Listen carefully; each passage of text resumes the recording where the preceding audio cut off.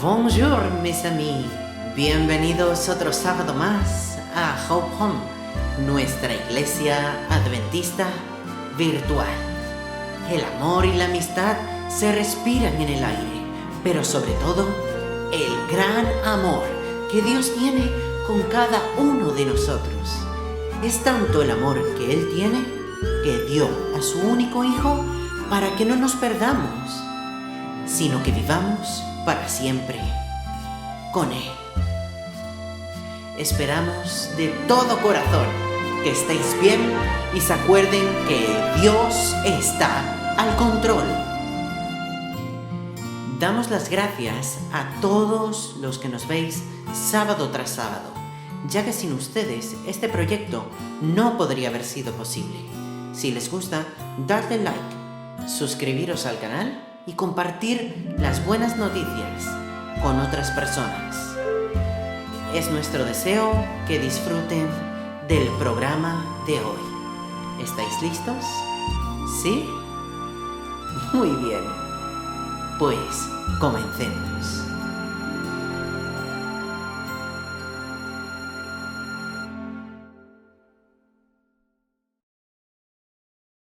Enfoque misionero. Un pequeño paso para el Señor puede ser un gran salto de fe. Mundari, un miembro de la iglesia local de la ciudad de Manado, Indonesia, decidió marcar la diferencia haciendo pequeños actos de bondad por las personas que no ven. Me gusta intentar cosas nuevas y hacer amigos. Luego de un arduo día de trabajo estaba muy cansado y decidió que necesitaba un masaje. Fue a un centro de rehabilitación para personas que no ven a ver si podían recibir un masaje de algún estudiante. El centro recién había terminado un curso de masajes y amablemente un estudiante ofreció poner en práctica sus nuevas habilidades en Mundari. Durante el masaje, Mundari habló con el estudiante. Hablaron del trabajo, la iglesia y la vida en general. Mundari pudo compartir acerca de su iglesia y de la Biblia. La pequeña charla fue aumentando y al final del masaje, el estudiante estaba muy interesado en lo que había aprendido de Mundari. Ese simple masaje no solo comenzó la amistad de Mundari con este estudiante, sino también con otras personas que estaban en el centro de rehabilitación. No mucho después, Mundari inició un ministerio del centro y llegó a más estudiantes. La razón por la que servimos a nuestros amigos con limitaciones visuales es que cuando Jesús estuvo en este mundo, cuidó de ellos, tocó sus ojos y los sanó. Por lo tanto, como seguidores de Cristo, extendemos su compasión a nuestros amigos que no ven. Mundari supo por su amigo que el centro permitía servicios de adoración para todos los estudiantes cristianos. Así, Mundari y la iglesia tuvieron la oportunidad de llegar a los estudiantes por medio de la obra médica misionera y los servicios de adoración. Estamos muy felices por la oportunidad de llegar a nuestros amigos que no ven aquí en Manado, especialmente de los adventistas. Necesitan cuidados y ser aceptados por la sociedad. La institución no solo debe ser responsable por su rehabilitación. Este grupo de personas también necesita compasión y apoyo de la comunidad para que puedan vivir en forma normal y ser aceptados por la sociedad. La meta es enseñarles a ser independientes después de su entrenamiento en esta institución. El equipo y el director del Centro de Rehabilitación están agradecidos por las actividades desarrolladas por la Iglesia Adventista local. Estoy muy feliz porque entiendo que no todas las personas que no ven reciben la misma atención y cuidado de la comunidad. Estamos contentos de saber que los adventistas nos cuidan. Sé que hay algunas organizaciones e iglesias que nos visitan una vez al año, pero para la iglesia adventista es una prioridad visitarnos regularmente. Fuera del centro de rehabilitación, Mundari llevó su amistad con las personas que no ven a otro nivel. Los invitó a venir y adorar a su iglesia el sábado, y muchos vinieron. Fue una experiencia maravillosa, varios cantando alabanzas e himnos. No poder ver es un tremendo desafío para las personas con limitaciones visuales. Mundari ha resuelto en su corazón no solo compartir una descripción de la hermosa creación de Dios aquí en la tierra, sino también mostrarles el cielo. Sé que los adventistas nos cuidan y, basado en nuestra experiencia, confío en que ellos están siempre listos para servirnos y estar con nosotros. Por favor, oren por Mundari y los miembros de iglesia que sirven a nuestros amigos en Manado. Oren por nuestros amigos que no ven, que se han unido a este grupo y descubrieron el amor, la verdad y la comunión por medio de este ministerio.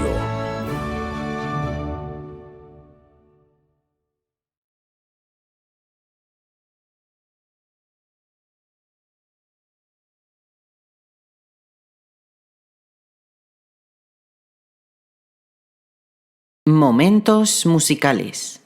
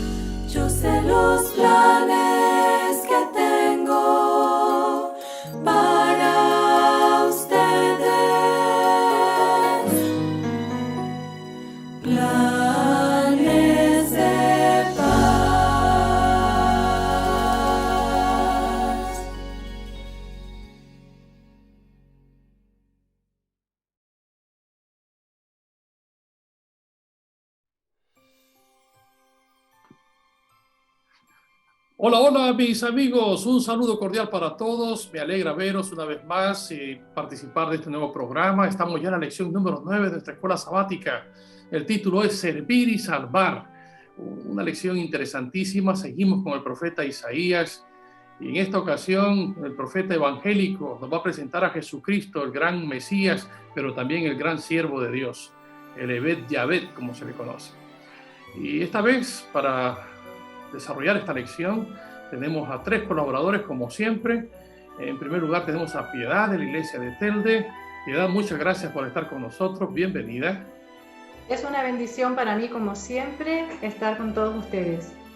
Muy bien, gracias. Y de la iglesia de Tamaraceite, hermano Rafa, un placer verte. Gracias por participar.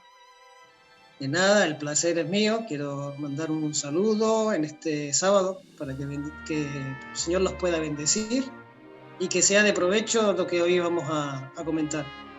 Muy bien, muchas gracias. Y de la iglesia de Las Palmas tenemos a David. David, un saludo, gracias por estar entre nosotros y participar de esta clase. Pues un abrazo desde aquí y bueno, encantado de participar una vez más, pues aportando lo poquito que podamos aportar, pero bueno, entre todos haremos un montoncito. Muy bien, gracias, gracias. Entonces, vamos a iniciar con esta lección pidiendo a Dios la bendición, la sabiduría sobre todo, porque son lecciones del Antiguo Testamento que hay que saberlas interpretar en su contexto histórico. Así que vamos a pedirle a David que nos dirija en oración. Adelante, David. Amante Padre, Señor nuestro que moras en los santos cielos, una vez más, Señor, estamos agradecidos de estar ante tu presencia y poder colaborar contigo en el repaso de la escuela sabática, Señor.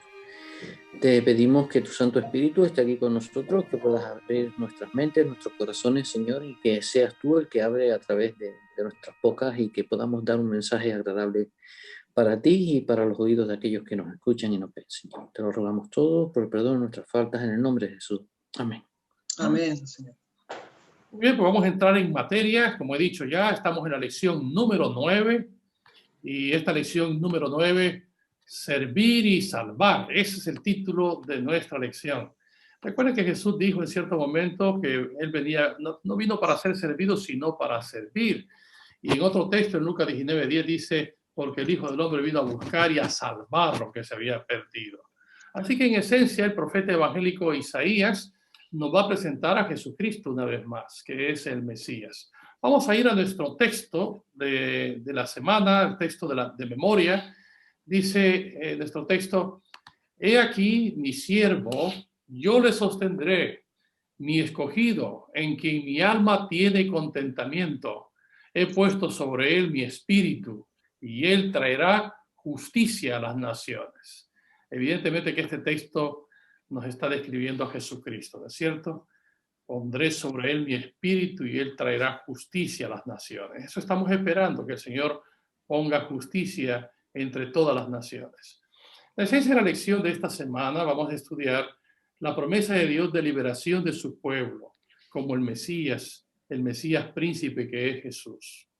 Por otra parte, el propósito de la lección de esta semana es triple. En primer lugar, vamos a analizar la situación de Judá como nación sierva de Dios. En segundo lugar, sentir la forma en que falló como Judá para servir, o sea, cómo la nación de Judá, la nación israelita, falló en su propósito de servicio. Y el tercero y último propósito es enseñar cómo la profecía de los 2 siervos y los 2 mesías se cumplieron. Y se cumplieron, pues, en primer lugar en el Antiguo Testamento y en segundo lugar en el Nuevo Testamento con Jesucristo. Ahora, el bosquejo de la lección de esta semana, lo que vamos a repasar juntos con mis compañeros, sería el siguiente. Vamos a dividirlo en 3 partes. En primer lugar, los 2 siervos profetizados. En segundo lugar, vamos a hablar de la predicción de los 2 mesías. Y finalmente vamos a resaltar la labor de Jesús como el siervo y el Mesías. Así que estas serían las 3 partes a estudiar. Y vamos a entrar ya a la primera de ellas, la primera sección que tiene que ver los 2 siervos profetizados. Y en esta sección de los 2 siervos profetizados vamos a analizar 2 puntitos concretos, una nación de siervos y el siervo individual anónimo. Vamos en primer lugar a una nación de siervos. En Isaías capítulo 41, versículo 8, Dios habla de Israel como siervo mío. Y en Isaías 42, 1, presenta a mi siervo, quien es, y la pregunta es, ¿quién es este siervo? Yo voy a pedirle a David que sea el que nos trabaje esta sección de una nación de siervos. ¿A quién eligió el Señor para que sea su siervo? Hay que ver que este concepto tiene que ver con una cuestión colectiva y una cuestión individual. Pues David nos va a hablar de, de esta pincelada, de una descripción de una nación de siervos, refiriéndose a un colectivo. Muy bien, David, por favor, trabájanos esta sección que me resultará interesantísimo y será interesante para todos nuestros hermanos que ven este programa. Bueno, como todos sabemos, pues esta nación de siervos, ¿no? Habla acerca el profeta Isaías está hablando acerca de Israel, ¿no? De esa nación que bueno, que un día, pues, de la mano de Abraham y de su descendencia llegó a ser la nación que fue, ¿no? ¿Qué es lo que debemos, pues, inicialmente establecer? Es lo siguiente. Podemos decir que el profeta Isaías tenía una rama artística que nadie conocía, ¿no? Pero él, podemos decir que que hizo 3 cantos, ¿no? Acerca del siervo, que aparecen en diferentes capítulos. Y en esos cantos, pues, aparecen primero la nación como sierva, luego el siervo, que aparece así simplemente, ¿no? Y luego encontramos en otro capítulo el siervo haciendo referencia al rey Ciro, ¿no? Pero nos vamos a quedar primero en este primer canto que habla acerca de la nación de Israel, ¿no? Dice, pero tú, Israel, dice la primera cita, dice, pero tú, Israel, siervo mío eres, tú, Jacob, a quien yo escogí, descendencia de Abraham, mi amigo. Podemos ver con claridad que se le está llamando siervo a toda una nación, ¿no? Está representada por estos 3 personajes, ¿no? Y estos 3 personajes dan, pues, podemos decir que la esencia de la nación de Israel. Esto que decimos aquí en este apartado, ¿a quién, como dice la pregunta? Dice en Isaías 41:8, Dios habla de Israel, siervo mío, y en 42:1 presenta a mi siervo. Dice, ¿quién es este siervo? En el capítulo 42, versículo 1, al siervo que representa no es a la nación de Israel. Está hablando de otro siervo totalmente diferente. Y me quería parar un poquito. Ya conocemos que la nación de Israel representaba ¿a quién? Representaba a Dios. Al igual que el segundo siervo representará también a Dios, y el tercer siervo también representará a Dios en otro contexto diferente. En el segundo, que representa a mi siervo, en Isaías 42:1, ¿quién es este siervo? Dice la pregunta.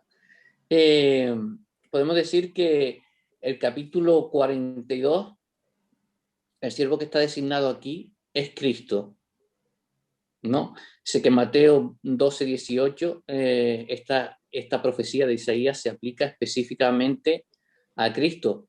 Y si buscamos en Mateo 12:18, nos aparece el mismo texto de Isaías que aparece en Isaías 42:1 y versículos siguientes, ¿no? Muchas expresiones del capítulo 42 nos hacen o nos llevan a acercarnos a Cristo, porque no hay ningún otro que cumpla con estos requisitos que están escritos en este capítulo, ¿no? Y con frecuencia Jesús, como no, dijo que había sido enviado por su Padre para llevar a cabo una misión asignada. Con referencia también a la naturaleza de su obra, dijo que no había venido para ser servido, sino para servir, y para dar su vida en rescate por muchos, y que estaba entre su pueblo como el que sirve, ¿no? Podemos decir que Jesús como siervo vino a servir, al igual que la nación de Israel vino para servir, no para ser servida, ¿no? Estos siervos fueron, podemos decir que ungidos como reyes, ¿no?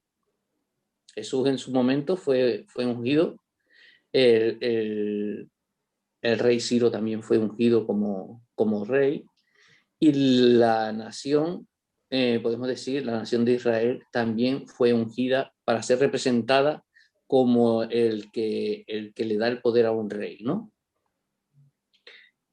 Dice con respecto a Jesús, en quien mi alma tiene contentamiento, ¿no? Dice el versículo 42, versículo 1, parte del versículo dice, en quien mi alma tiene contentamiento. Esto lo dice Dios, y no solo en este momento, sino que también en el momento del bautismo de Jesús se repite esta frase, ¿no? Dice, cuando se abren los cielos y el Espíritu Santo desciende como en forma de paloma, dice, este es mi Hijo amado en el cual tengo contentamiento, y en el monte de la transfiguración también se vuelve a repetir lo mismo, este es mi Hijo amado en el cual tengo complacencia o contentamiento.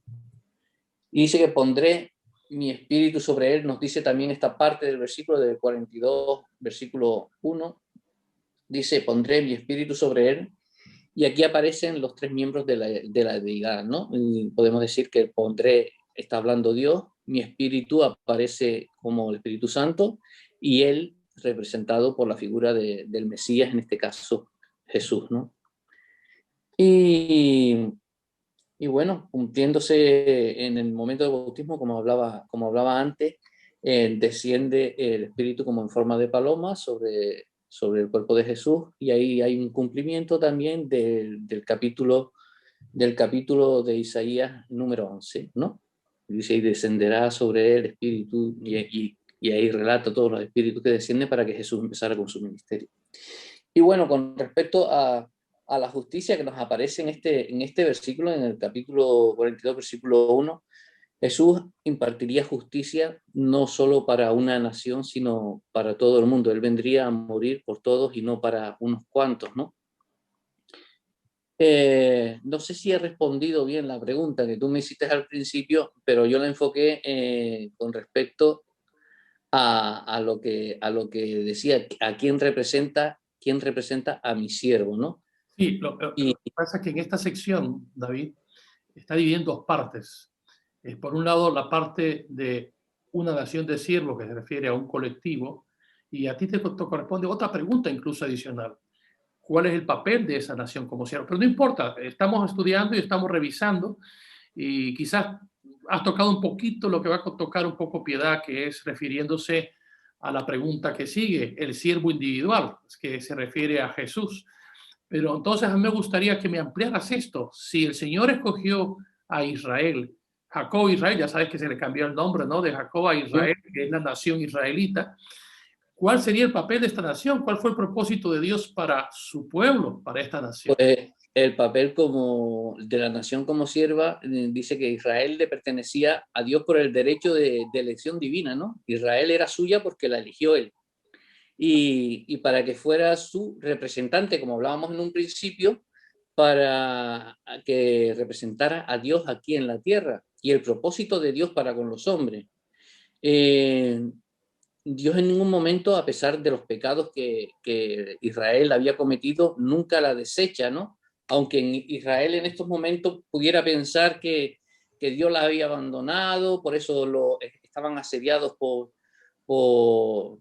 los ejércitos enemigos y corriendo el peligro de ser llevados a otros países cautivos. Entonces podemos decir que la oportunidad de Dios estaba acompañando a esa nación. Dios nunca la abandonó y siempre le dio promesas de que nunca la abandonaría. Sin embargo, la nación se aferraba a dioses ajenos para ver si podía seguir adelante, se olvidaba de ese Dios que como en otras ocasiones he dicho, ¿no? Siempre nos acordamos de Santa Bárbara cuando truena, ¿no? Hay un refrán que dice eso, ¿no? Pues el pueblo de Israel podemos decir que se acordaba de Dios solamente cuando se sentía con un poquito el agua al cuello, ¿no? Dios no la abandonó nunca, como dije antes, y siempre la alentó a no tener miedo. Y de ahí el versículo maravilloso dice, no temas, yo estoy contigo, ¿no? El papel de la nación como sierva era representar a Dios, y en algunos momentos lo hizo, pero en otros muchos no lo logró. Muy bien, pues muy interesante. La verdad es que algo que dijiste que me llamó la atención es que Dios él escogió a Israel como su pueblo, porque recuerda que ¿de dónde surge el pueblo de Israel? En Jacob, pero Isaac tuvo dos hijos, tuvo a Esaú y a Jacob, y como dice bien Malaquías, sin embargo amé a Jacob. Sí, o sea que Dios eligió, curiosamente, es de las veces donde Dios, no sé si se puede decir eso, si se contradice a sí mismo, porque él mismo dio la ley del primogénito. Y el primogénito era Esaú, y Esaú era el que debería haber sido elegido, pero fíjate lo que dice el Señor, elegí sin embargo a Jacob. Y ya recordamos que Jacob cambió el nombre cuando tuvo su lucha con el ángel y se le llamó el nombre de Israel, y de ahí surge. Entonces, es evidente que la pregunta más importante es cuál fue el propósito, con qué propósito lo eligió, para que sea luz entre las naciones sobre todo, ¿no? Muy bien, David, gracias por compartirnos esta lección. Ya nos has introducido en la parte del Israel colectivo, del siervo colectivo que fue la nación israelita. Ahora vamos a entrar a lo que sería la segunda parte, más bien la segunda pregunta en esta sección, o la segunda parte dentro de esta sección, el siervo individual anónimo. Y ahora sí vamos a entrar más en detalle sobre a quién se refiere. Dios escoge a un pueblo para que sea su luz entre las naciones, pero el profeta Isaías nos habla de un siervo individual y que no aparece su nombre, pero nosotros nos da pistas para saber quién es. Hay varias preguntas para Piedad. ¿Cuál es el papel y el carácter del siervo anónimo de Dios, a quien Dios elige y sobre quien pone su espíritu? Esa es una de ellas. La segunda es, ¿cómo se compara el papel y el carácter de este siervo con el de la vara del tronco de Isaí, en quien también descansa el espíritu del Señor? También es otra pista para indicarnos quién es ese siervo anónimo. Y la tercera pregunta es, ¿cómo identifica el Nuevo Testamento al siervo de Isaías 42, 1 al 7, que imparte justicia? Bueno, con estas pistas, pues yo creo que Piedad nos va a revelar quién es ese siervo anónimo que presenta el profeta Isaías. Adelante, Piedad. Pues sí, con respecto al segundo siervo, no le pone nombre, como ocurre en el primer caso, en el caso del siervo que es Jacob. En este siervo anónimo, como dice la lección de esta semana, se nos va revelando poco a poco por su carácter. Y entonces, como bien ha comentado David anteriormente, en el capítulo 42 de Isaías, en el versículo 1, ya da la primera pista que es un siervo que va a ser el deleite de Dios y que sobre el que Dios ha puesto su espíritu. Bueno, como David ya comentó, pues ya hay muchos sitios en el Nuevo Testamento donde se hace referencia a este versículo. Entonces ya es una primera pista, pero bueno, parece que todo está apuntando a Jesús en este primer versículo, pero todavía no estamos seguros. Entonces, por ejemplo, hay otra pista, hay muchas pistas en el capítulo 42, pero me gustaría que nos centráramos en el versículo 6, Isaías 42, 6, que dice, te pondré por pacto del pueblo. Y si nos fijamos, por ejemplo, en Daniel 9, 27, habla del cumplimiento de un pacto, y eso tiene que ver con la muerte de Jesús. En el momento en que Jesús muere, se produce ese cumplimiento, ese sellamiento de ese pacto. Ahí ya tenemos varias pistas que nos van efectivamente apuntando a Jesús. Pero hay algo que nos pasa a los seres humanos, que aunque parezca que todo está apuntando a que en este caso ese segundo siervo anónimo es Jesús, resulta que queremos pruebas.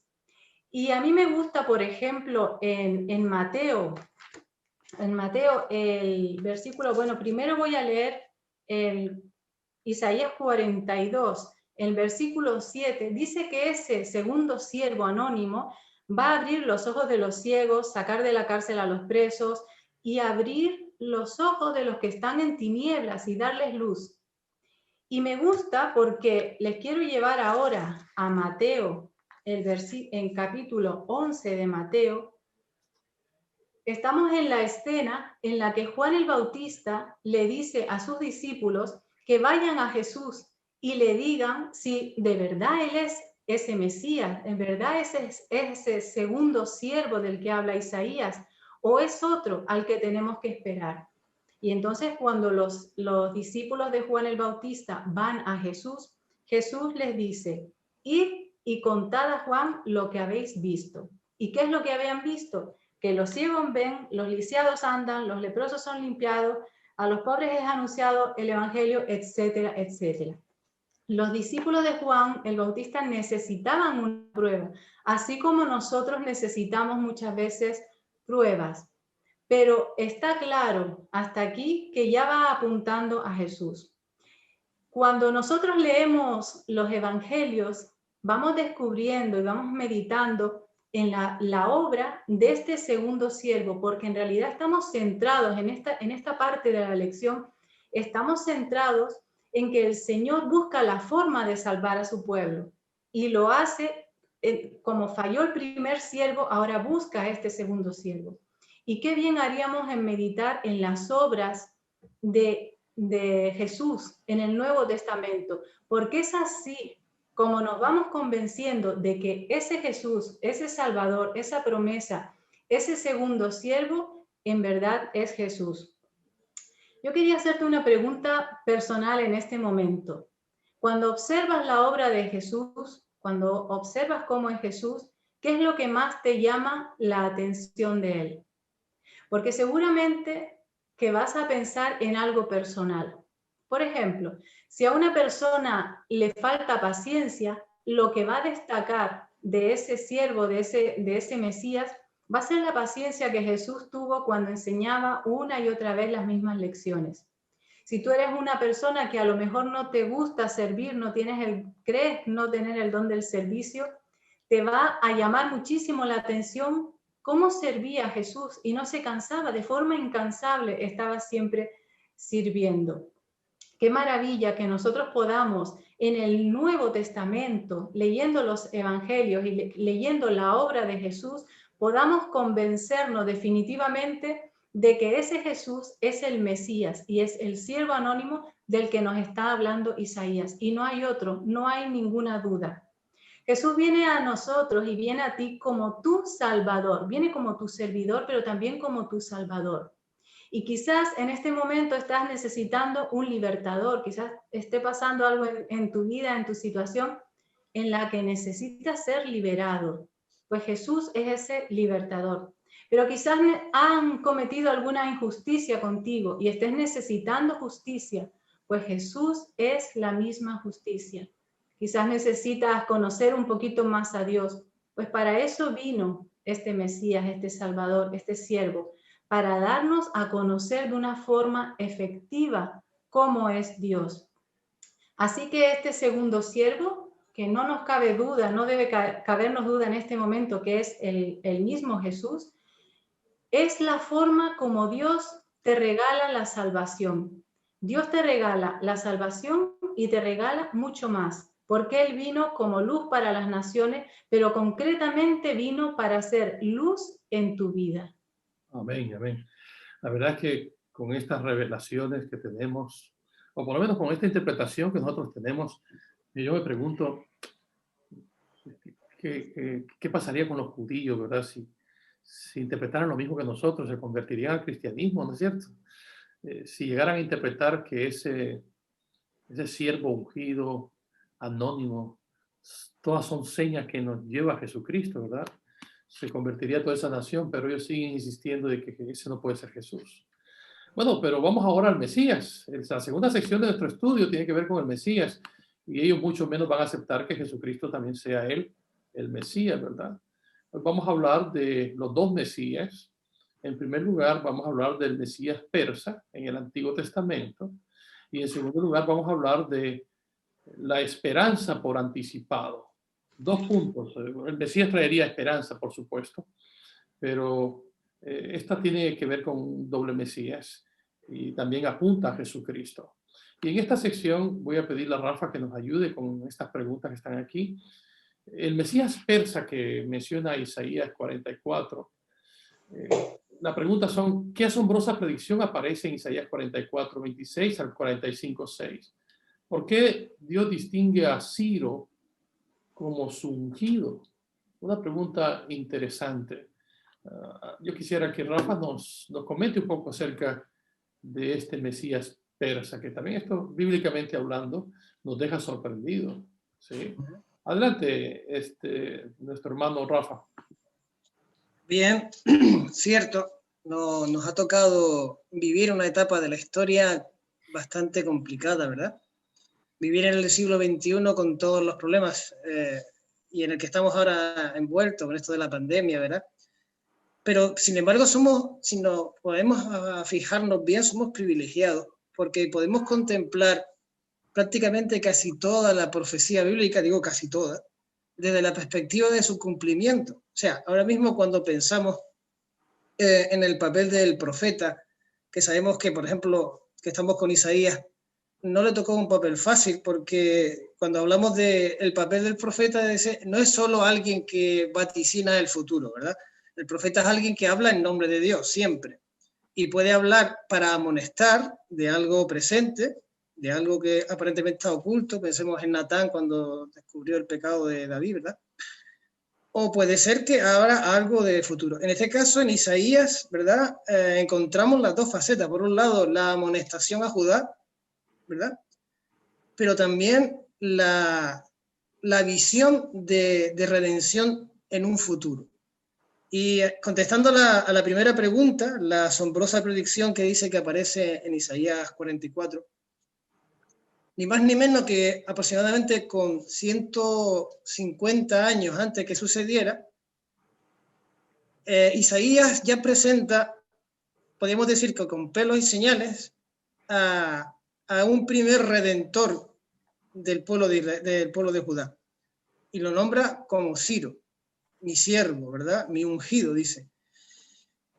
La verdad es que no sabemos lo que va a pasar mañana.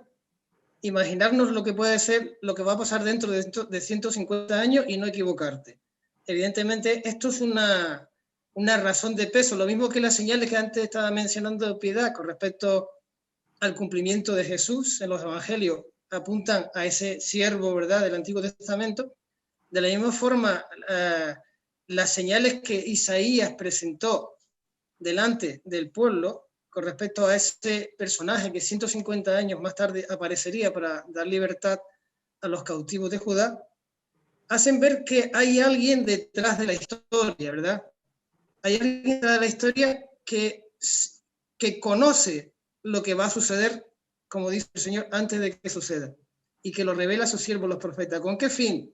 Con el fin de que podamos depositar nuestra confianza en Él. Está claro que muchos de los que vivieron en el tiempo de Isaías no pudieron ver el cumplimiento de la profecía, porque muchos morirían, porque evidentemente son 150 años lo que faltaban, no creo que por aquel entonces vivieran tanto tiempo. Entonces, los que les tocó vivir el cumplimiento de la profecía de Isaías, les serviría para confirmar su fe en el Dios de Israel. Amén. Entonces, es asombrosa la predicción porque solamente alguien que ve el futuro lo puede anticipar, y ese alguien solamente, como decía Daniel, es Dios, ¿verdad? ¿Y para qué? ¿Para qué revela Dios el futuro? Revela para que, como Jesús dijo, dice, mira que os lo he dicho antes, para que cuando suceda creáis que ya lo he dicho. Es decir, realmente las profecías se cumplen para aquellos, por eso decía yo que nosotros somos privilegiados, porque hemos visto prácticamente casi, no sé si el 90 o el 95% de las profecías bíblicas ya las hemos visto cumplidas históricamente, y eso debería hacernos depositar nuestra confianza en que lo que resta por cumplirse se va a cumplir tal y como Dios lo ha dicho. No sabemos cuándo, pero el tiempo, como Jesús dice, aprender de la higuera cuando llega el verano, que pues igualmente nosotros tenemos que aprender a ver en el cumplimiento de las profecías. La otra pregunta de por qué Dios distingue a Ciro como su ungido. Entender que el término ungido, ¿verdad?, es una palabra de la que deriva el término Mesías en hebreo. Y realmente un ungido era un escogido por Dios. en el Antiguo Testamento se ungía a los reyes, se ungía a los sumos sacerdotes, ¿verdad? Y todos eran escogidos por Dios.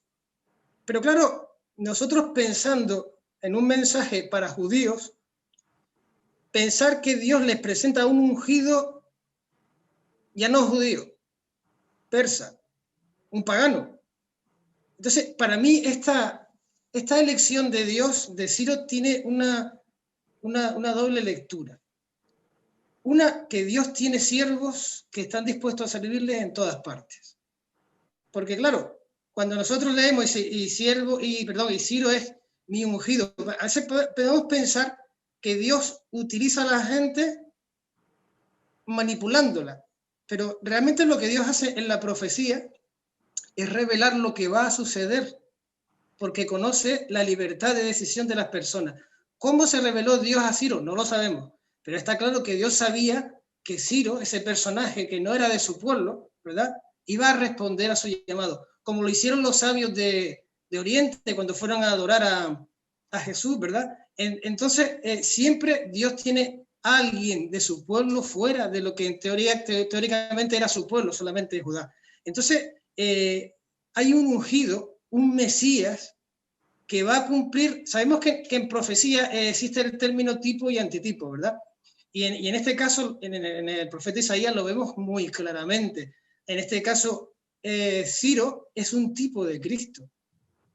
Él va a ser un Mesías libertador de una liberación política nacional, como queramos llamarle, una liberación física, ¿verdad? Liberación de la esclavitud, del exilio.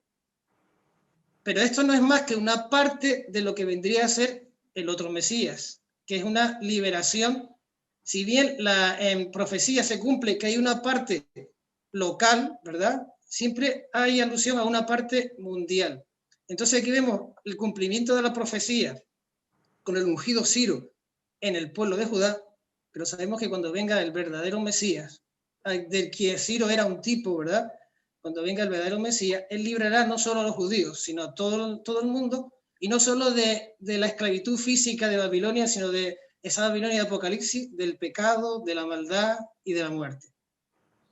Muy bien, oye, muy interesante ha estado esto. La verdad es que somos privilegiados, como tú dices, porque nosotros vemos retrospectivamente, o sea, por eso el historicismo, ¿verdad? La profecía corroborada por la historia. En este caso se anuncia con 146 años casi, o 150 años, el anuncio de un hombre llamado Ciro que liberaría a su pueblo de la esclavitud de Babilonia. Y la lección hace, si ustedes leyeron el comentario, dice algo gracioso. Sería como que George Washington predijera que un hombre llamado General Dwight Eisenhower ayudaría a liberar a Europa en 1945. ¿La leyeron esa sección, no? Sí. Es interesante, ¿no? O sea, por eso digo que es maravilloso lo que vemos, que Ciro se ha comparado en ese sentido con Jesús mismo como el Mesías persa. Muy bien, Rafa, muchas gracias por tus comentarios. Ha sido interesante todo esto. Vamos ahora a entrar en esta sección 2 que estamos. Hay dentro de esta sección 2 otro Mesías, el segundo Mesías, esperanza por anticipado. Dice, aunque la nación enfrentó una terrible calamidad debido a los pecados del pueblo, algunos no perdieron esperanza, se aferraron a las promesas de Dios, como los que se encuentran en Levítico 26, 40 al 45. Se nos recomienda leer los versículos que aparecen ahí, y la pregunta está al final: ponte en el lugar de los hebreos que sobrevivieron después de que Babilonia derrotara a la nación. ¿Qué esperanza podrías encontrar en estas palabras? Esta sección es una sección interesante y le voy a pedir a David que nos comente un poquito sobre esta sección. Adelante, David. La pregunta es, ¿qué esperanza podrías encontrar en estas palabras?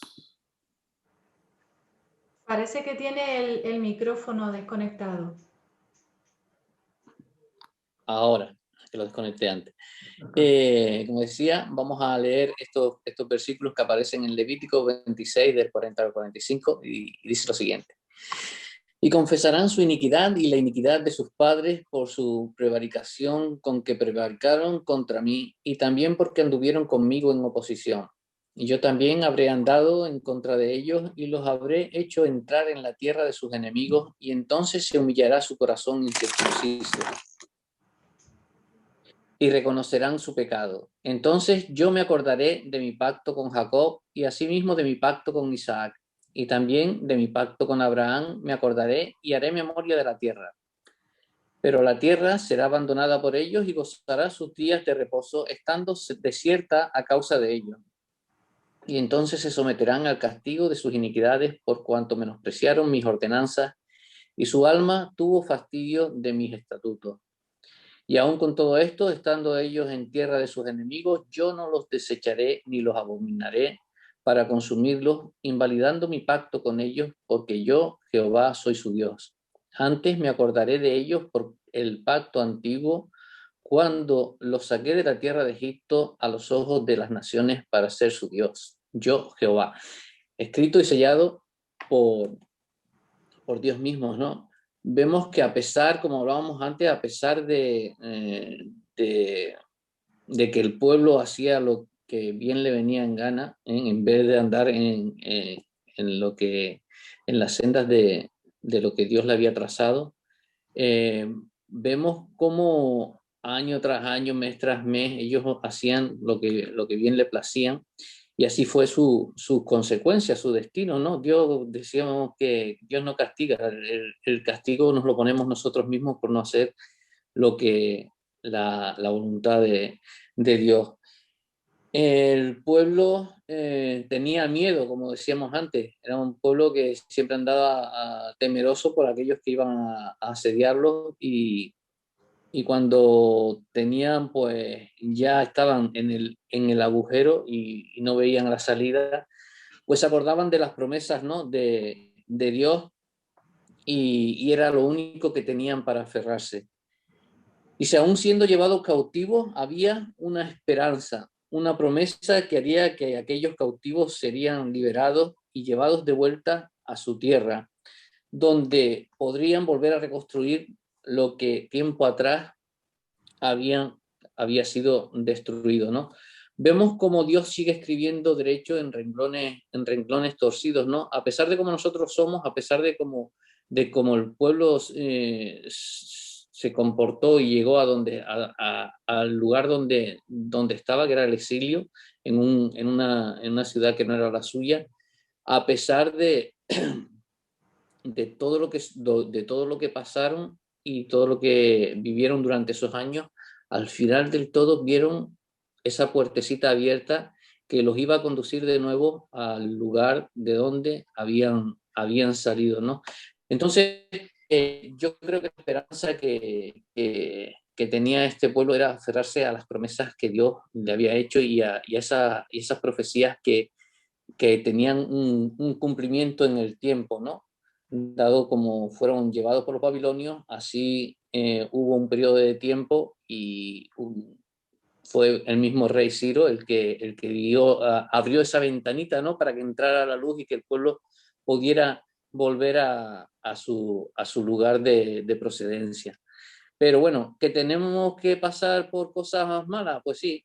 Que a veces no hacemos caso a Dios, pues muchísimas veces no hacemos caso a Dios, pero que si le hiciéramos caso, todas esas cosas nos las ahorraríamos, todas esas penalidades nos las ahorraríamos, pero que a pesar de todo eso, si nos metemos por estas veredas que no nos conducen a ningún sitio y que nos hacen dar vuelta como el pueblo de Israel en el desierto, Dios siempre está al rumbo del timón del barco, y como decía antes, sigue escribiendo derecho en renglones torcidos, ¿no? Muy bien. Es cortito, pero es lo que tengo. Muy bien.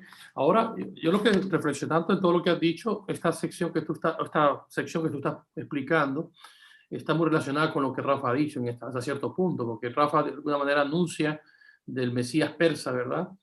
Y que este anuncio... Gracias al rey Ciro, ¿no? Que apareció y que Dios lo utilizó, y que él se dejó utilizar por Dios también. Y eso fue lo que le generaba esperanza, porque imagínate tú los años que fueron cautivos en Babilonia. Todos esos 70 años que tanto Isaías como Jeremías anunciaban que iban a ser 70 años, eso era esperanzador, y que se hayan anunciado con 150 años, 145 años con antelación y por nombre de que habría un libertador llamado Ciro, Ciro el persa, y esa era la esperanza anticipada, por eso se llama esta sección esperanza anticipada, porque ellos estaban esperando. Hay algunos comentaristas que yo no comparto la idea, ¿no? Que dicen que existieron dos Isaías, ¿no? Uno que escribió en los tiempos del primer Isaías y el otro que escribió en los tiempos de cuando Ciro era rey y tal, ¿no? Pero podemos decir que esa tesis no es compatible, porque la forma de escribir de Isaías no varía en ningún momento y es la misma desde el capítulo 1 al 40 y de ahí a los siguientes, ¿no? Vemos que es una teoría que no lleva a ningún sitio. Yo creo que Isaías era el mismo y Dios profetizó acerca del rey Ciro con 150 años de antelación y acertó, porque Dios siempre acerta. No, sí, yo también creo lo mismo que tú, creo que es un solo profeta el que recibió toda la revelación. Lo que pasa es que Dios revela las circunstancias de diferentes, Dios revela las situaciones o revela su mensaje de lo que ocurrirá en diferentes circunstancias. Del 1 al 39 fue una sección que se analiza, pero ahora del 40 al 66 se presentan mensajes de esperanza, pero es el mismo Dios al mismo profeta. Y la misma forma de escribir y todo, ¿no? Muy bien, pues muy interesante todo esto, pero ahora sí vamos a entrar al segundo Mesías, y tiene que ver con la tercera sección de nuestro estudio, porque el segundo Mesías no es otra cosa y no es otra persona que Jesús mismo, pero en Jesús se ven cosas interesantes, porque Él es el siervo que sufre, pero también es el Mesías que trae esperanza para el futuro de su pueblo. Lamentablemente que, como dice Juan, a los suyos vino y los suyos no lo recibieron. Pero en esta sección voy a pedir a Piedad que nos colabore desarrollando esta sección. ¿Quién es el siervo de Dios entonces en Isaías 49, 1 al 12? ¿Qué nuevo elemento aparece aquí en Isaías 49, 4 y 7, por ejemplo? Así que vamos a hablar de ese segundo Mesías, que también a su vez es siervo. ¿Sí? Adelante, Piedad. En este momento del estudio de la escuela sabática, nos damos cuenta de que Isaías ha seguido avanzando. Si bien hasta aquí nos ha presentado un siervo que era con unas características en las que iba a libertar al pueblo, en el que era luz de las naciones, o sea, era como todas las características iban en positivo, aparentemente no había nada negativo. Pues bien, aquí en el capítulo 49 ya se nos presenta ese siervo que ahora viene a ser el Salvador, pero el Salvador no físico, como había sido el rey, sino que viene como un Salvador espiritual. Pero se nos presenta con una característica nueva, una característica diferente que no estaba en el capítulo 42. Y es que este Mesías, este Salvador, es un redentor. Pero para conseguir esa liberación, lo que sucede es que sufre. Y eso es extraño para nosotros, porque no fuimos creados para sufrir. Cuando hace unos años se estrenó la película La Pasión de Cristo, la verdad que se hizo muy popular la película en el cine, y miles de personas fueron a verlo. Y ocurrió algo que prácticamente no había sucedido antes. Cuando terminaba la película, se dieron cuenta, ya las luces se encendían, la película había acabado. Muchas personas se quedaban todavía en los asientos impactados por lo que habían visto. Impactados, y muchos de ellos estaban llorando. Las escenas de la película puede ser que sean duras, que sean brutales, pero es que cuando leemos los acontecimientos que nuestro Redentor pasó, y lo leemos en el Nuevo Testamento, en los Evangelios, encontramos que si no fue así, tuvo que ser muy, muy parecido. Las escenas reales, lo que sufrió nuestro querido Jesús, fue brutal, fue bestial. No era para Él, era para nosotros. Pero Él vino como Redentor y Él vino para sufrir lo que teníamos que haber sufrido nosotros. Es por eso que cuando nosotros observamos a este Mesías, que sufrió tanto por liberarnos y por salvarnos, debemos entender que nuestra vida ya tiene que estar libre de ese sufrimiento por la causa de Jesús. Ya debemos mentalizarnos a que lo que Jesús sufrió para salvarnos, ya no debemos más llevar esa carga a nosotros y dejarle a él que la lleve.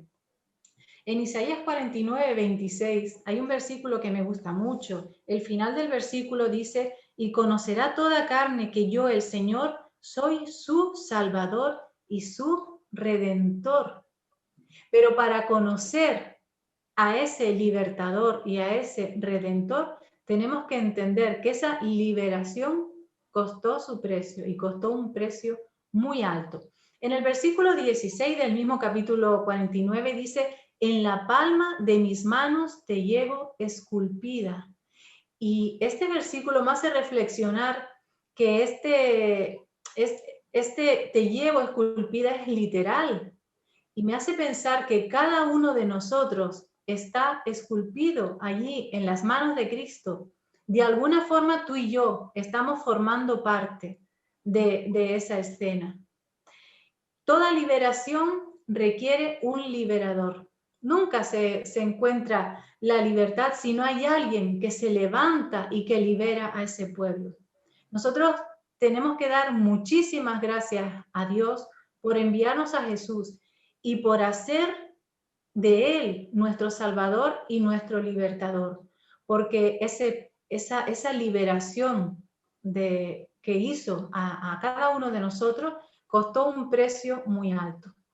Yo quisiera esta pregunta terminar con un motivo esperanzador. Cuando nosotros ponemos nuestros ojos en Cristo, todo nuestro peso, toda nuestra lucha, nuestros temores, nuestros miedos, debemos dejarlos ahí, en las manos de Jesús. Ya las manos de Jesús sufrieron todo lo que tendríamos que sufrir nosotros. Y por eso nos da ese descanso y esa liberación. Así que me gustaría que meditáramos en esto, en que nosotros no tenemos por qué seguir sufriendo, pase lo que pase. Estamos viviendo un tiempo, a mí no me gusta decir que estamos viviendo un tiempo malo, me gusta decir que estamos viviendo un tiempo especial, pero nosotros en este tiempo seguimos teniendo esperanza, tenemos una maravillosa esperanza en nuestro libertador Jesús. Él es nuestro Mesías, es nuestro siervo y es nuestro Salvador. Muy bien, gracias Piedad. Es una nota interesante para ir concluyendo esta lección. Y bueno, vamos al final ya de nuestro tiempo de comentar esta lección. Y hay un pensamiento allí que voy a pedir que Rafa lo lea en su momento, porque él va a hacer esta conclusión. La conclusión está aquí. La conclusión dice: después de leer la cita anterior, que la va a leer Rafa, determina en qué medida su propia iglesia refleja los principios en la atención a las personas de manera colectiva. Pero la pregunta también última, que creo que es fundamental, después de considerar esta lección, servir y salvar, ¿con qué lección práctica nos quedamos para esta semana? Así que es un estudio interesante. Rafa, si quieres leer la nota para entrar en sintonía, ahí la tienes. Adelante. Sí, la nota. Sí, la nota se encuentra... Pantalla. ¿Perdón? La tienes en la pantalla, ¿eh? Sí, no, pero la imprimí, también la tengo por aquí. Ah, muy bien, adelante. Se encuentra en Obreros Evangélicos, página 120-121. Dice: en la obra de ganar almas se necesita mucho tacto y sabiduría. El Salvador no suprimió nunca la verdad, sino que la declaró siempre con amor. En su trato con los demás, él manifestaba el mayor tacto y era siempre bondadoso y reflexivo. Nunca fue rudo, nunca dijo sin necesidad una palabra severa, nunca causó una pena innecesaria a un alma sensible. No censuró la debilidad humana, denunció sin reparos la hipocresía, la incredulidad y la iniquidad, pero había lágrimas en su voz cuando pronunciaba sus penetrantes reprensiones. Nunca hizo cruel la verdad, sino que manifestó siempre profunda ternura hacia la humanidad. Cada alma era preciosa a su vista. Se portaba con divina dignidad y se inclinaba con la más tierna compasión y consideración sobre cada miembro de la familia de Dios. En todos veía almas que era su misión salvar. La verdad que después de leer esta cita, que ya la había leído en otras ocasiones, ¿verdad? Y pensar en la pregunta de que cómo refleja a mi iglesia estos principios en la atención a las personas, ¿verdad? De una forma colectiva. A mí me llama mucho la atención algunas parte de este texto por sobre otras, ¿no? Entonces, por ejemplo, me llama la atención lo de presentar la verdad, para ganar almas hace falta mucho tacto y sabiduría. Claro, ¿cómo definimos lo de tacto y la sabiduría? Yo pienso, en mi opinión, que la sabiduría es saber qué es lo que hay que decir y el tacto es saber cómo hay que decirlo. Hay personas en mi iglesia y en todas las iglesias que saben lo que tienen que decir, pero no saben cómo tienen que decirlo. Y otras saben cómo decirlo, pero no saben lo que tienen que decir. La combinación perfecta es la que había en Jesús. Él tenía toda la sabiduría del mundo, pero también tenía el tacto que le daba la compasión. Y eso tiene que ver con lo que sentimos hacia los demás, lo que llaman empatía, ¿verdad? Lo de colocarse en el lugar del otro. Jesús veía en cada persona no a alguien que necesitaba una reprimenda porque se había desviado de los caminos de Dios, sino a alguien que necesitaba ayuda para salir de la situación en la que estaba. Entonces, a veces nosotros, sinceramente, me gustaría que nos aplicáramos como iglesia y como individuos todos estos principios del tacto, de la sabiduría, de un trato amable con los demás. A veces, yo, por poner un ejemplo, me quedo con lo contento que se quedan algunos cuando cogen a otra persona de otra denominación religiosa y le demuestra Biblia en mano todos sus errores doctrinales, ¿verdad? Y aquella persona la dejas planchada, ¿verdad? Pero no has ganado un alma para Dios. Porque lo único que has hecho ha sido manifestar tu sabiduría, pero no has tenido tacto, no te has puesto en el lugar del otro. Eso lo hacía Jesús. Jesús sabía que vino a la tierra, a un mundo, su pueblo, que tenía un conocimiento que había sido deformado por las lecciones y las enseñanzas de los escribas y fariseos, y ellos actuaban y reaccionaban conforme a lo que sabían y conocían, y no conocían de verdad el carácter de Dios. Y a veces nosotros deberíamos un poco, quizás hablar menos y actuar más. Actuar, por supuesto, con amor, tener paciencia. La verdad que a veces tenemos un doble rasero. A veces nosotros, hacia nosotros queremos que sean muy misericordiosos, pero cuando se trata de los demás, enseguida ponemos el juicio. Y eso es algo que tenemos que dejar. Ni tenemos que ser duros con nosotros, porque ni el Señor nos quiere condenar, pero mucho menos ser duros ni condenatorios con los demás. Si nosotros fuéramos, como dice aquí Jesús, que declaraba la verdad, pero lo hacía con amor, porque hay una cosa que dice la gente por ahí, que la verdad duele. La verdad duele porque a veces no la decimos con el fin de construir y edificar, sino simplemente lo decimos con el fin de denunciar el error del otro. Pero cuando nosotros colocamos la verdad de forma que sea una tabla de ayuda a la situación de esa persona, cuando esa persona perciba de nosotros que realmente lo que queremos es su bien, no simplemente que se convierta de una religión a otra, entonces la verdad sí que hará su efecto, porque será presentada con amor.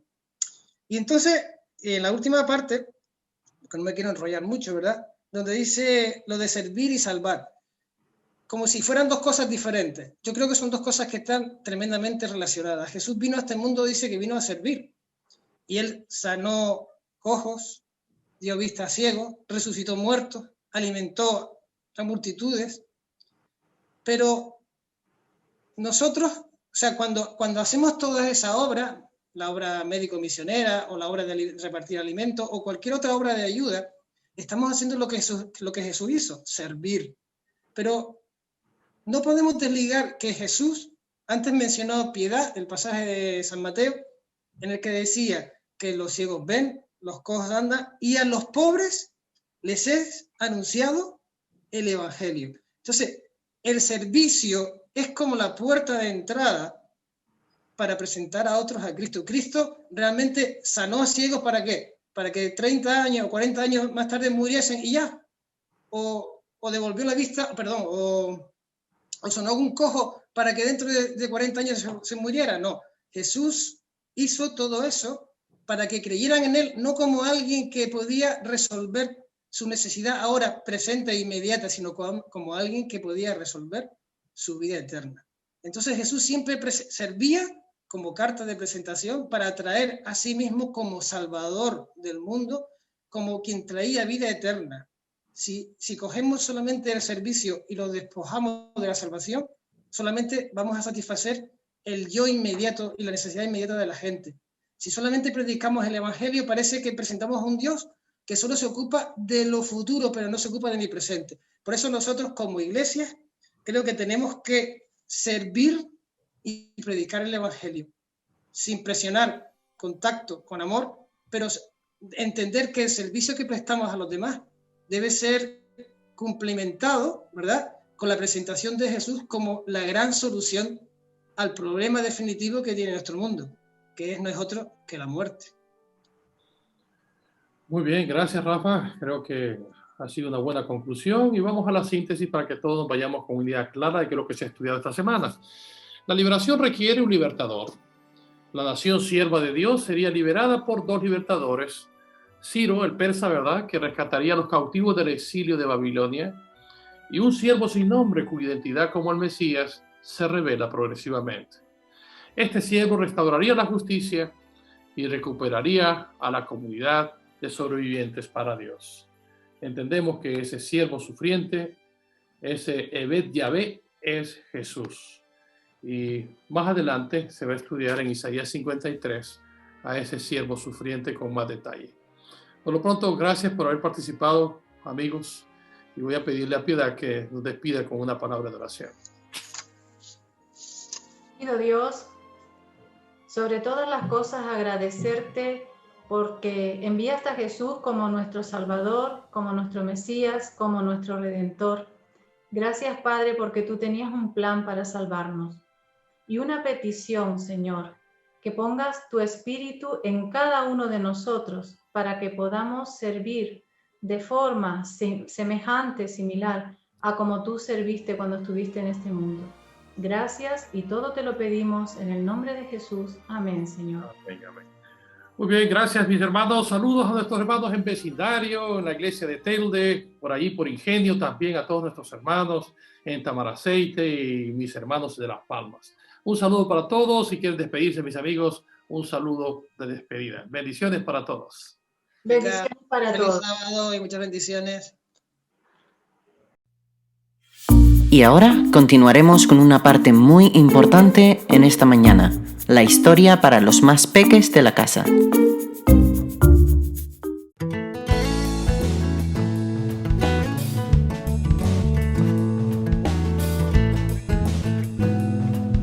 Hola chicas y chicos, la historia de hoy se llama Rescatados. El versículo para memorizar está en el libro de Esther, capítulo 4, versículo 14, que dice: ¿Quién sabe si no has llegado al trono precisamente para un momento como este? El mensaje es: Dios nos muestra oportunidades para servirlo a Él y a su pueblo. ¿Has querido alguna vez saber algo y tu mamá o tu papá te dijeron: espera un momento? Seguramente sentiste como si fuera a explotar tu curiosidad. Así se sintió el rey Asuero cuando la reina Esther lo invitó al segundo banquete. El rey Asuero y Amán estaban disfrutando del segundo banquete preparado por Esther, pero el rey sentía gran curiosidad. Quería saber qué era lo que Esther deseaba y por qué estaba esperando tanto tiempo para decírselo.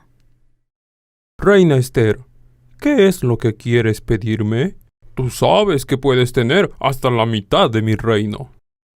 Rey mío, si verdaderamente te preocupas por mí, concédeme la vida y concédele también la vida a mi pueblo.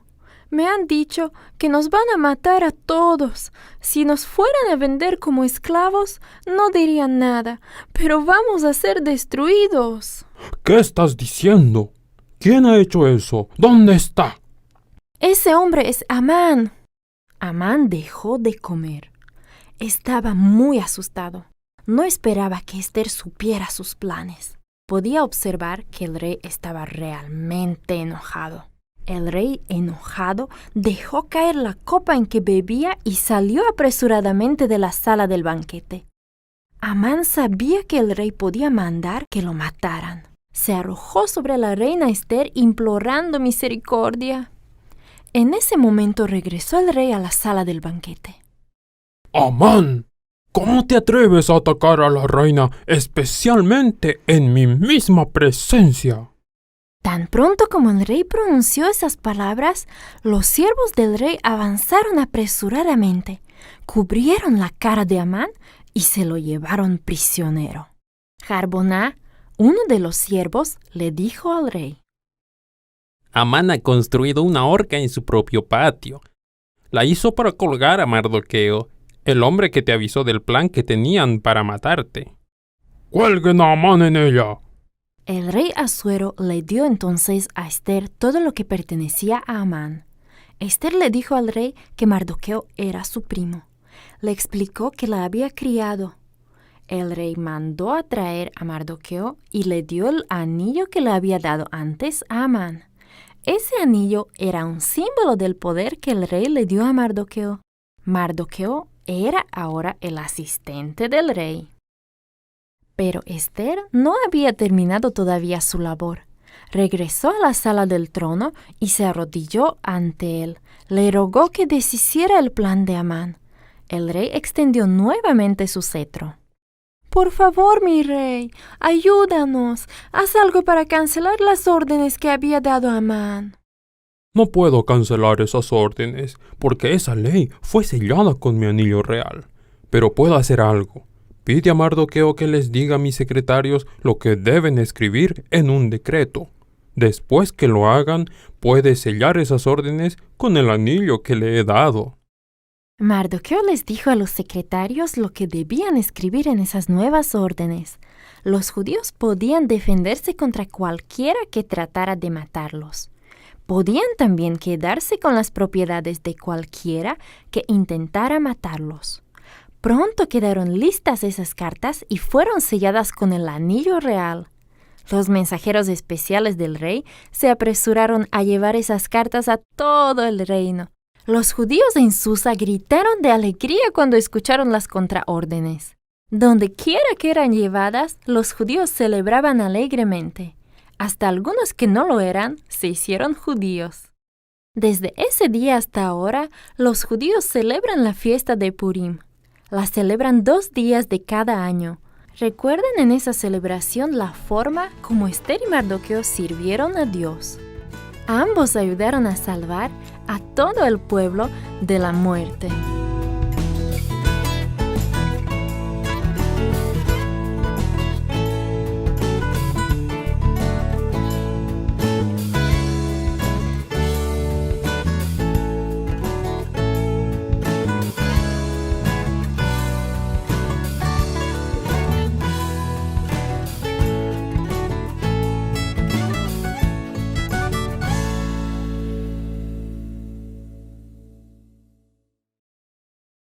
Momentos musicales.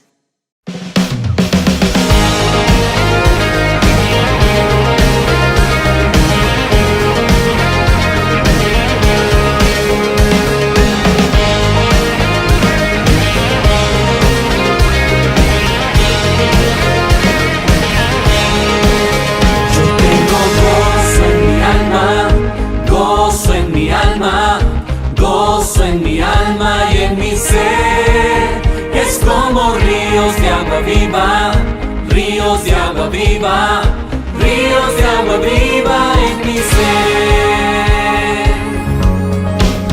Yo tengo gozo en mi alma, gozo en mi alma, gozo en mi alma y en mi ser. Es como ríos de agua viva, ríos de agua viva, ríos de agua viva en mi ser.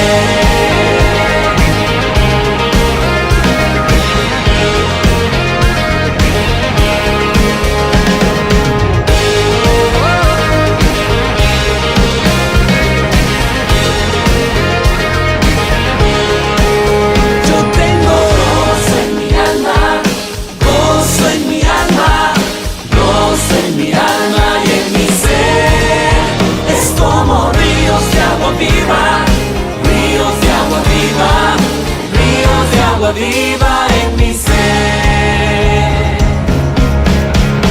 Alabaré, alabaré, alabaré, alabaré, alabaré a mi Señor. Alabaré, alabaré, alabaré, alabaré, alabaré a mi Señor. Juan vio el número de los redimidos y todos alababan al Señor. Unos oraban y otros cantaban y todos alababan al Señor.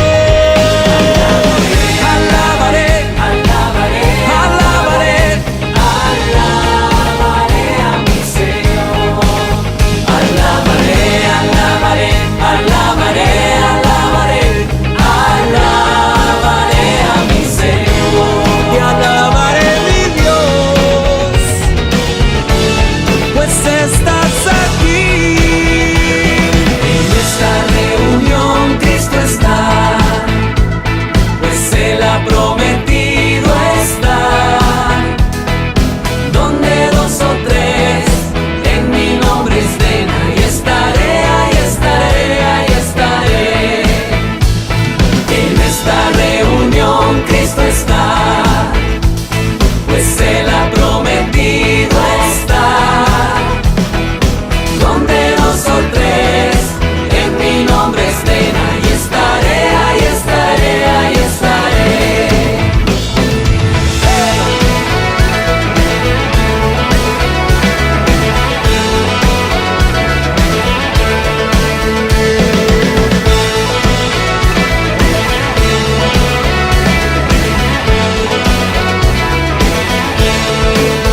Yo tengo gozo en mi alma, gozo en mi alma, gozo en mi alma y en mi ser. Es como ríos de agua viva, ríos de agua viva, ríos de agua viva en mi ser. Alabaré, alabaré, alabaré, alabaré, alabaré, alabaré a mi Señor. Alabaré, alabaré, alabaré, alabaré, alabaré a mi Señor. Alabaré, alabaré, alabaré, alabaré, alabaré, alabaré, alabaré, alabaré.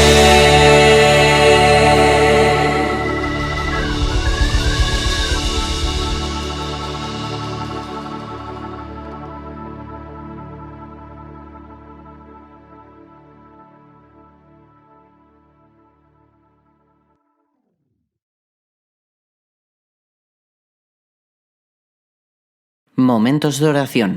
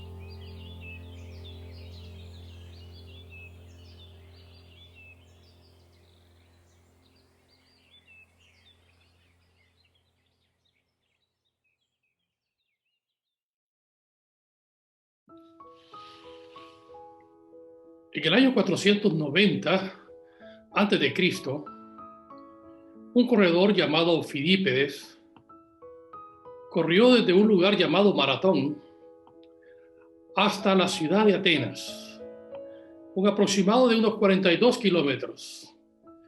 Corrió de manera constante y perseverante con una buena nueva para los griegos. Desde las puertas de Atenas se le abrieron las puertas a Fidípedes, que toda la multitud esperaba expectante ante la gran noticia. Cuando se abren las puertas, Fidípedes entra como un vencedor y grita: la victoria ha sido de los griegos. Habían vencido a los medos y persas en la gran batalla de Maratón. Desde entonces hasta el día de hoy se celebran las famosas maratones de 40 a 42 kilómetros en memoria de ese gran atleta que triunfó en esa gran carrera para proclamar la buena nueva de la victoria de los griegos sobre los medo-persas. La Biblia nos habla en el capítulo 9 del libro de los Corintios, en el versículo 24, dice la Biblia: ¿no sabéis que los que corren en el estadio, todos a la verdad corren, pero uno solo lleva el premio? Corred de tal manera que lo obtengáis. Todo aquel que lucha, de todo se abstiene. Ellos a la verdad para recibir una corona corruptible, pero nosotros una incorruptible. Así que yo de esta manera corro, no como la aventura, de esta manera peleo, no como quien golpea el aire, sino que golpeo mi cuerpo y lo pongo en servidumbre, no sea que habiendo sido heraldo para otros, yo mismo venga a ser eliminado. Es interesante que el texto, concretamente el versículo 24, dice: todos a la verdad corren, pero uno solo lleva el premio. Hoy yo quisiera hablarles de los 7 premios en el libro de Apocalipsis. Las 7 grandes promesas que aparecen en el libro de Apocalipsis, en un mensaje especial a las 7 iglesias. En algún momento yo les hablé de las 7 iglesias desde la perspectiva profética, pero hoy quiero hablarles de las 7 iglesias con respecto a las 7 promesas, es decir, a los 7 premios, aquellos que corramos la batalla de forma perseverante y alcancemos nuestra meta. Quiero invitarte a orar conmigo para iniciar con este tema. Señor y Padre que estás en los cielos, gracias porque a través de tu palabra nos das promesas de redención, promesas de restauración, promesas por las cuales nosotros corremos en esta gran carrera que tenemos por delante. Ayúdanos a llegar a nuestros ideales espirituales y alcanzar nuestras metas. Bendícenos en esta hora, Señor, en el nombre de Jesús. Amén. Como les decía, voy a hablarles de las 7 grandes promesas que aparecen en el libro de Apocalipsis. Estas 7 promesas están basadas en las 7 iglesias en el libro de Apocalipsis.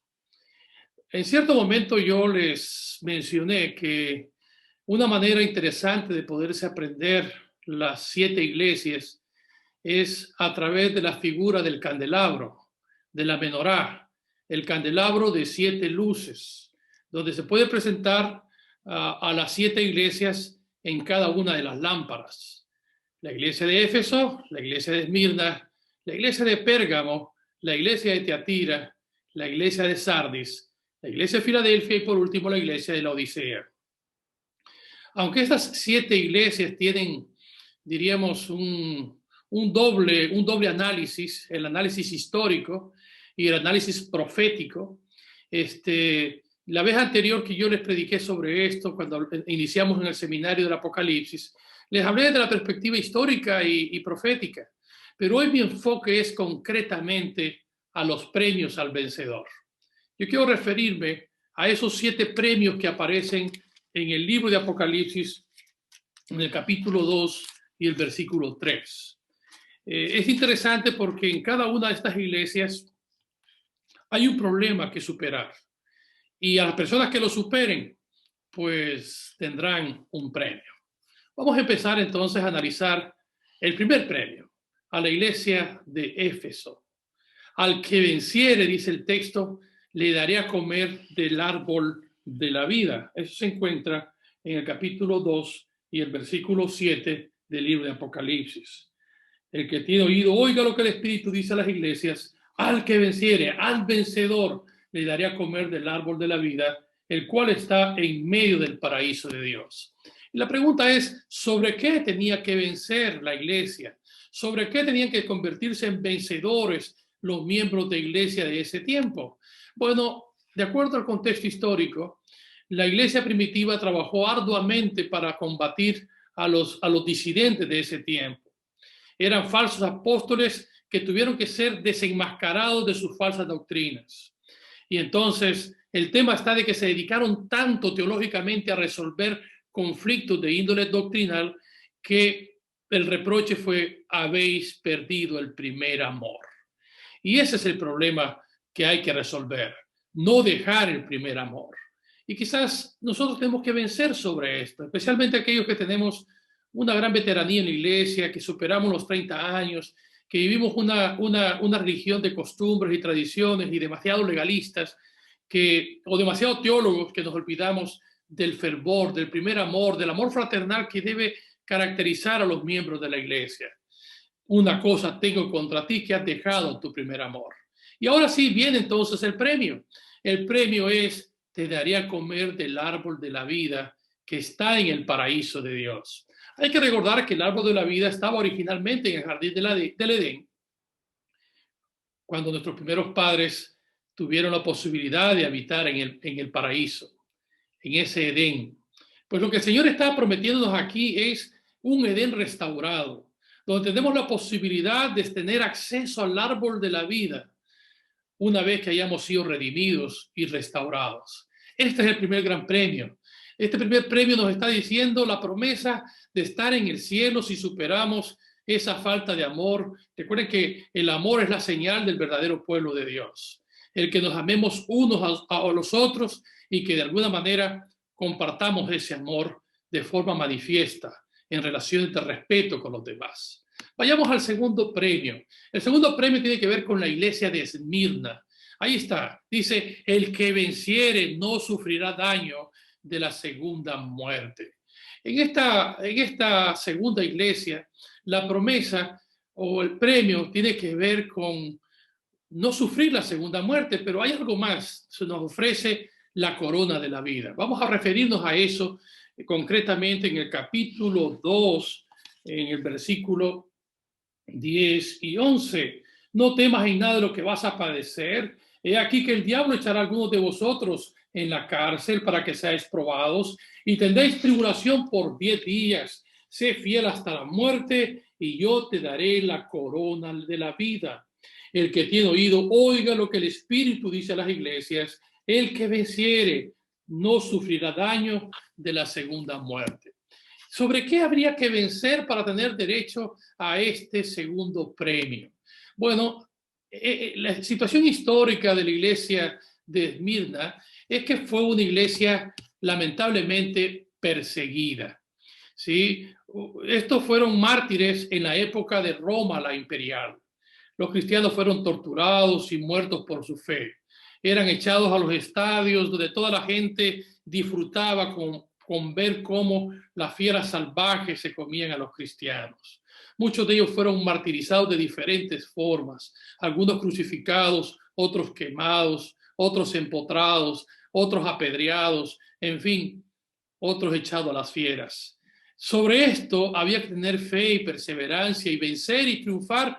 Y esta es una época interesante de la iglesia, porque la iglesia tendría que superar cualquier tipo de persecución. ¿Cuál es el significado de este premio? La Biblia nos habla de la corona de la vida. Y es que en los tiempos antiguos, en los tiempos de Pablo, había una corona de laureles que se le entregaba al atleta o al luchador. Una corona de laureles que simbolizaba su victoria. Y si hubiese sido un esclavo, esa corona de laureles también significaba tu libertad. Es interesante este detalle. También la corona la utilizaban los reyes, una corona de oro que significaba su realeza. Pero también Pablo lo que dice aquí es que vamos a recibir una corona incorruptible, no una corona de laureles que se seca, o no una corona de oro, sino una corona incorruptible. Es lo que estaba diciendo Pablo en Corintios, lo que hemos leído al principio, en 1 Corintios, el capítulo 9. Dice la Escritura, dice,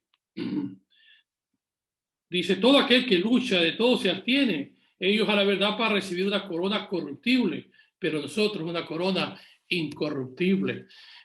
La promesa de Dios es que nosotros recibiremos una corona que será para siempre. Y cuando hablamos de corona de oro, se refiere cuando nosotros reinemos con Cristo por 1000 años. Y cuando se refiere a corona incorruptible, es que será el símbolo de nuestra victoria por siempre. Ahora, en esta promesa del capítulo 2 también dice que no sufriremos daño de la segunda muerte. Recuerden que la segunda muerte es la muerte eterna.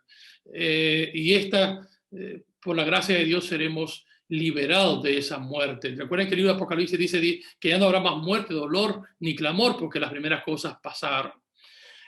Cuando nosotros morimos en esta tierra, es nuestra primera muerte, la muerte natural, pero cuando Cristo venga seremos redimidos, resucitados, y ya no volveremos a morir, resucitaremos para vivir eternamente.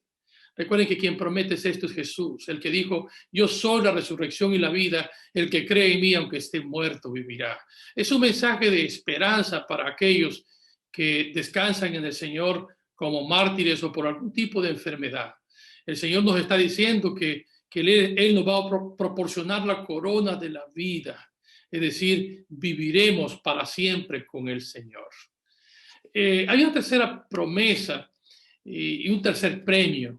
El tercer premio tiene que ver con lo que dice aquí: al que venciere le daré a comer del maná escondido.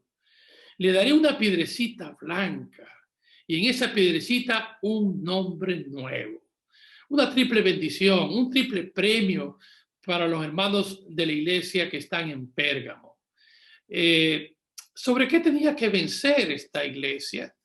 Bueno, su situación histórica era la siguiente. En estos tiempos la Biblia fue ignorada, se introdujo el día domingo como día de adoración, el día del culto idolátrico, y los cristianos obtuvieron libertad, se tornaron indiferentes y cayeron, pues consintieron en unirse con los paganos. Prácticamente en este tiempo la iglesia cedió de sus principios, y entonces la victoria tiene que ser sobre el paganismo, tiene que ser lealtad a los principios que el Señor nos ha dejado. En la iglesia de Pérgamo, fijaos cómo Jesús se presenta aquí. Se presenta como aquel que tiene la espada aguda de 2 filos, la palabra de Dios. Y es que es la palabra de Dios la única que puede desenmascarar el error. Es solamente la palabra de Dios, que es auténtica revelación divina, que nos puede dar pues la diferencia que hay entre el paganismo y el auténtico cristianismo.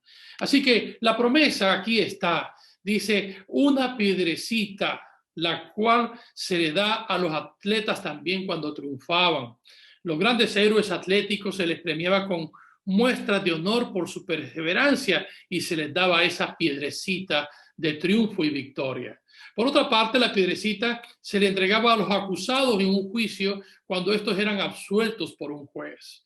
Y por último, también la piedrecita se utilizaba como un símbolo de entrada al teatro. Bueno, no, era como un ticket para entrar al teatro, con una piedrecita blanca. Para nosotros sería un símbolo para la entrada al cielo, cuando el Señor venga y nosotros tengamos esa piedrecita simbólica con nuestro nombre, un nombre nuevo que significa el cambio del carácter. Recuerden que el nombre está asociado al carácter de la persona. Recuerden, Jacob se le cambió su nombre por Israel. Jacob, que significa usurpador, a Israel, que significa vencedor. Así que el nombre está asociado a nuestra victoria. Y entonces se nos entregará una piedrecita blanca, que significa nuestro triunfo y nuestra victoria. También esa piedrecita simboliza de que en el gran día del juicio se me dará esa piedrecita con un nombre nuevo, que significa que soy absuelto en el gran día del juicio. Y esa piedrecita también es un símbolo de que entraré al cielo por su gracia. Y estando en el cielo volveré a ver ese maná del cual comió la nación israelita, ese maná que ahora está escondido a nuestros ojos, pero que en el cielo lo tendremos una vez más. Vamos ahora al cuarto premio. El cuarto premio tiene que ver con la iglesia de Tiatira. La promesa es: le dará autoridad sobre las naciones, la regirá con vara de hierro y le daré la estrella de la mañana. ¿Sobre qué había que triunfar aquí? Bueno, hay que recordar que en este tiempo de Tiatira es un tiempo de gran idolatría, de gran paganismo, de gran oscuridad espiritual, donde prácticamente los principios de la palabra de Dios fueron prácticamente anulados. Mirá lo que nos dice este pasaje, este pensamiento del conflicto de los siglos. Pero como la profecía lo había marcado, toleras a esa mujer Jezabel, símbolo de la idolatría. Lentamente se introdujo la apostasía entre muchos de ellos. Unos se desanimaron por la persecución, otros fueron seducidos con diplomacia por Roma y así se apartaron del fundamento verdadero. Lo que el diablo no consiguió con la persecución, lo logró con la seducción.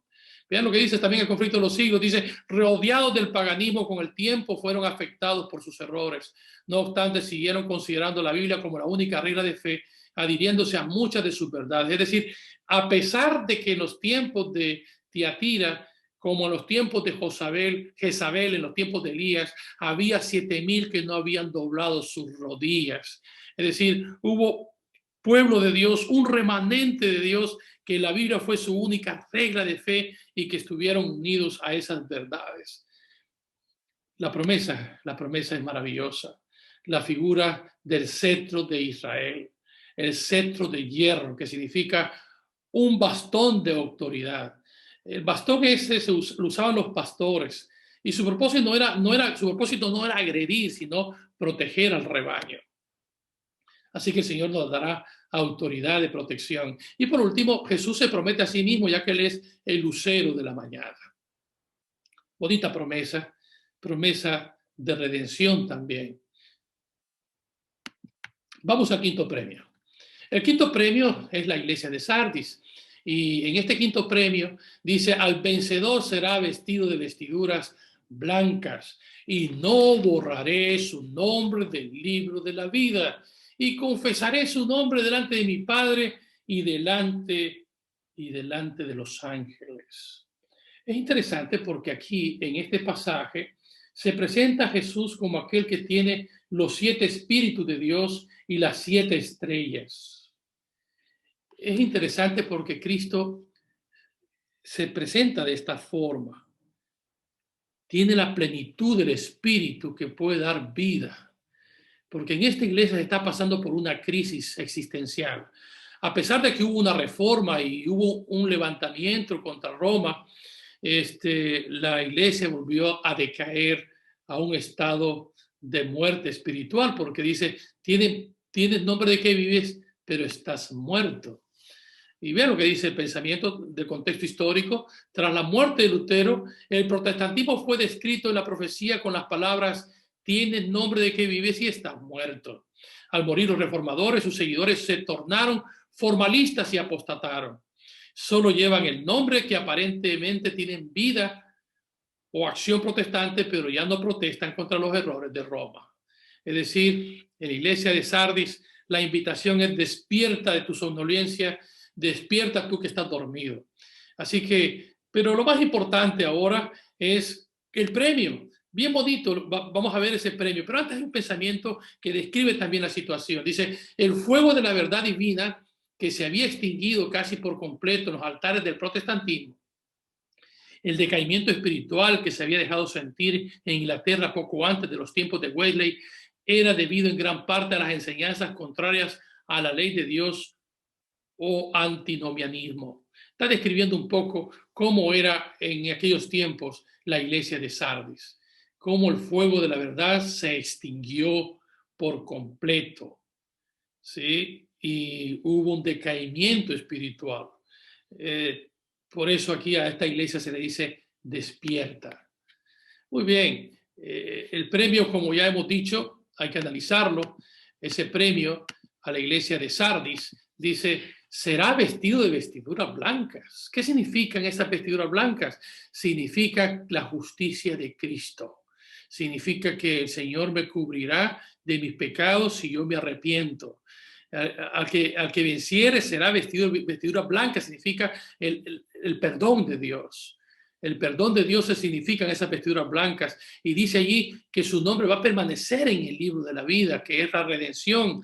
Y hablando un poco del juicio, los que permanezcan en el libro de la vida, el Señor Jesucristo será nuestro mediador, intercesor, nuestro abogado. Dice que Él confesará su nombre delante de mi Padre y delante de los ángeles. Qué lindo premio, porque este premio me está indicando que tendré el privilegio de estar en el libro de la vida y por lo tanto seré redimido entre los santos. Seré redimido cuando Cristo venga. El hecho de que Cristo sea mi abogado quiere decir que no estaré solo en el gran día del juicio, sino que Cristo va a ser el que abogue por mí. Qué maravilloso premio a esta iglesia que necesitaba despertar. Vamos ahora a analizar el sexto premio. El sexto premio del Apocalipsis es: le haré columna en el templo de mi Dios y nunca más saldrá de allí. Y escribiré sobre él el nombre de mi Dios y el nombre de la ciudad de mi Dios, la Nueva Jerusalén. Vamos a analizar este sexto premio. Pero antes, ¿sobre qué tenían que triunfar los creyentes en este tiempo? Bueno, en este tiempo la verdad es que la iglesia fue un tiempo de bendición, un tiempo de una iglesia de puertas abiertas, un tiempo de victoria. En esta iglesia no hay ningún tipo de reprensión, no hay problema que superar, sencillamente es una iglesia que surge con un mensaje de puertas abiertas. Y si se mantuviesen perseverantes de esa manera, dice el Señor, hablando de su promesa de redención, dice, le haré una columna en el templo de mi Dios. Esto de ser columna en el templo de mi Dios significa que nos hará columnas para fortalecer, sostener y apoyar a los demás. Serás un instrumento útil para Dios. Eso significa esta promesa que Dios quiere hacernos, ser una columna en el templo de mi Dios. Y vamos a la última promesa, el último premio al vencedor. Tiene que ver con la iglesia de la Odisea. Le concederé que se siente conmigo en mi trono. Y la pregunta es, ¿sobre qué tiene que vencer la iglesia de la Odisea? Bueno, hay tres cosas sobre las cuales tiene que vencer la iglesia de la Odisea. En primer lugar, sobre la tibieza. En segundo lugar, sobre el orgullo. En tercer lugar, sobre su miseria y desnudez. Dice la Escritura en Apocalipsis capítulo 3, yo conozco tus obras, que no eres ni frío ni caliente, y ojalá fueses frío o caliente, pero por cuanto eres tibio y no frío ni caliente, te vomitaré de mi boca. O sea que el Señor no quiere que estemos en un estado intermedio de medianía o de mediocridad religiosa. Quiere que estemos firmes con Él, fieles a los principios que Él nos ha dejado. Otro problema que tiene que vencer es su orgullo, dice el texto bíblico, y es que tú dices, yo soy rico y me he enriquecido y ninguna cosa tengo necesidad.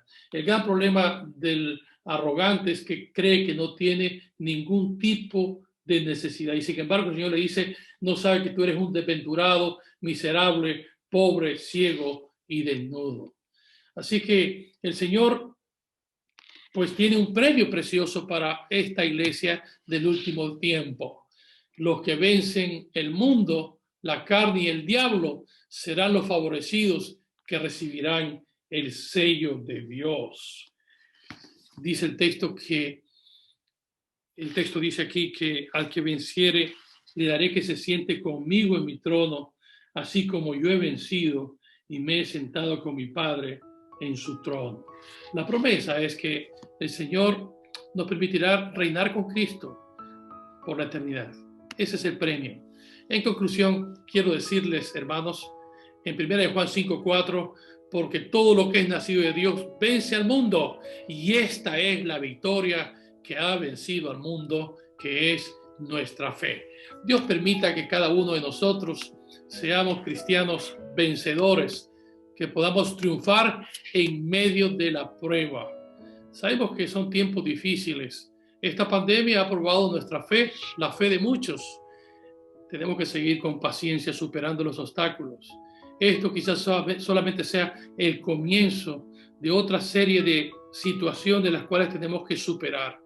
Pero nuestra fe tiene que mantenerse inquebrantable, firmes, leales al Señor, y aun cuando seamos probados en todo tiempo.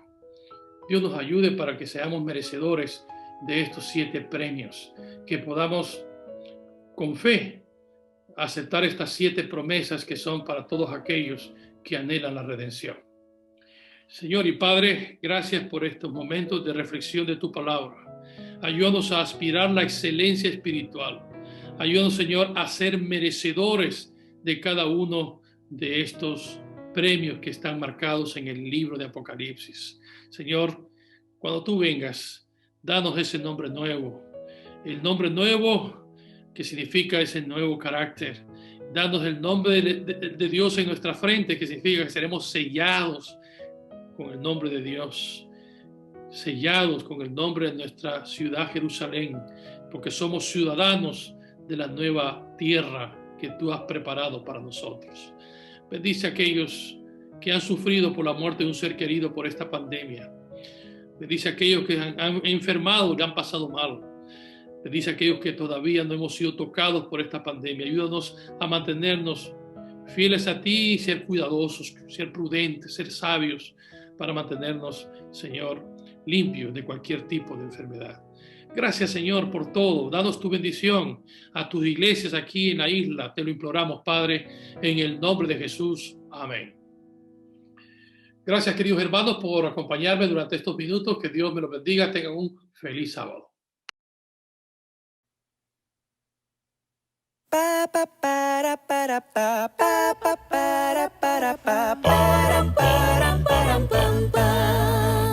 Se han abierto las ventanas de los cielos, los portales divinos que emanan bendición. Son los días de amistad y esperanza, de alegría y alabanza, de concordia y unión. No hay espacio para el rencor, solo hectáreas para el amor. Sentimiento de amistad, hoy tengo para ti. Sonríe, Dios cree en ti, irradia alegría, bondad y esperanza. Sonríe, Dios cree en ti, impacta las vidas de quienes deben sonreír. Es momento de reaccionar, la tristeza ha quedado atrás. Ven y toma mi mano, yo estaré siempre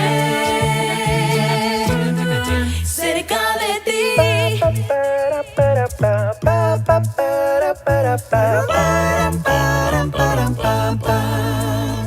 Ya se afinan las trompetas de oro y las notas triunfales mostrarán su fulgor, dando entrada al Señor de los cielos. Aleluya, cantemos con denuedo y vigor.